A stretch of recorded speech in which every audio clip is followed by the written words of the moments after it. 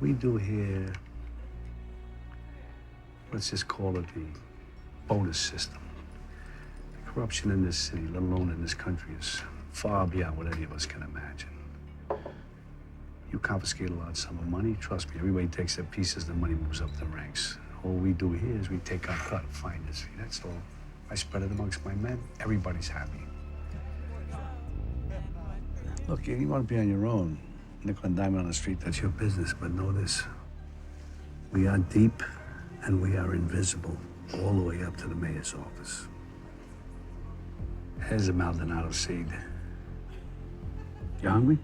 I can always eat. Kitchen never closes, and everybody eats at my table. You really trust everybody in here? That door you just walked through only works one way, in. Once you're in, the only way out is to the sounds of gunshots and bagpipes. Don't ever force my hand. When they brought me the actual screenplay for it, what attracted me to it was I didn't know whether my character was like the hero or a bad guy.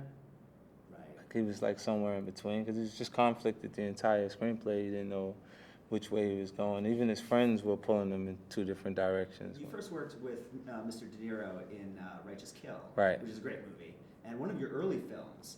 And now reuniting with him now, you've done so many movies since then. I'm just curious, going toe-to-toe with him in this film, did you feel more confident as an actor? Absolutely. Like after the first couple scenes that we did together, it was just relaxed, and I was off book the entire project. Like I knew everything. I knew what their lines were supposed to be. So if you drop one, I'm gonna tell you. But we went through the experience of, after I prepared for it by myself, I worked with an acting coach for about 3 weeks for it. So it was so fluent. I knew the information so fluently that it was about performance. It wasn't me thinking about remembering a line. What's it like working with De Niro? What's his sort of approach in a scene when you're working? Are you doing many takes? Are you doing it? Are you talking about it a couple times before you shoot it, or are you just kind of shooting it? Well, we did a few different takes. Like every time we did it, it was a complete different energy. Even though you offered the same dialogue, it just didn't feel the same as he did the last time, and I made the adjustment. That's why I said after the first 2 scenes that I started to do it with him. You know, trying to change the actual tone of the statements that you're making at different points, and just additional mannerism. Okay. You know, to make it play bigger at different points. And Forrest Whitaker is in the film, also excellent actor, Oscar-winning actor. Tell me about working with him and maybe the difference, but do you have to adjust yourself from going to one scene with De Niro to a scene with Whitaker? Right, and a lot of times when they were in scene, actually the scenes together were, those were the interesting points in the actual film. Because they're there, and you can't escape the guys being so aware of each other that they're really trying to offer something in the scene that gives them the scene. Okay.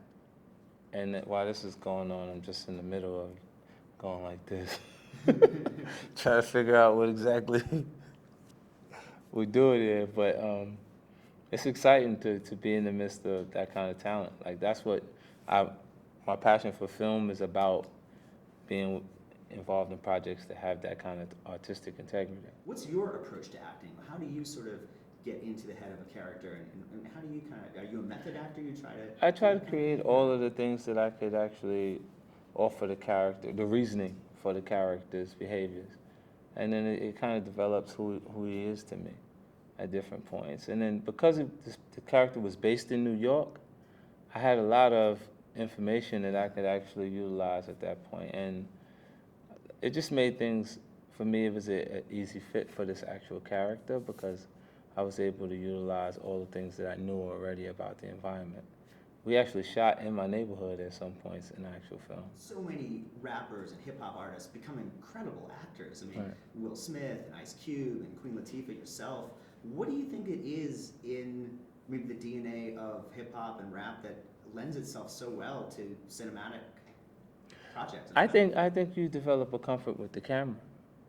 The camera itself, in process, you've always got them in your face during the time period that you're actually participating in music culture, and all of them had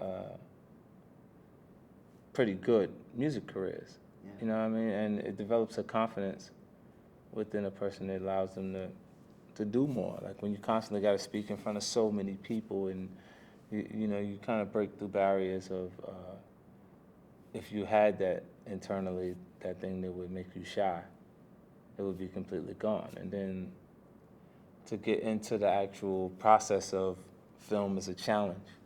It's a new creative area to go into that you can be challenged to be a part of it, but you've already been aware of it. Because if you take a vacation, anyone says they're just going to kick back and relax, two things they end up doing. They may end up playing some music at some point, or they'll be involved in film and television. When you're in entertainment,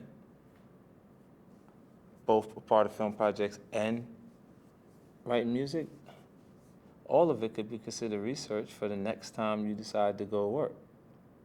You know, like you can watch it and admire it from a fan's perspective at points. I would stop making music if I couldn't be a fan of the other artists that are out there. And, you know, they inspire me. New music, new film will come out, I watch it, I'll be like, man, I wish I was in there. I could have did that.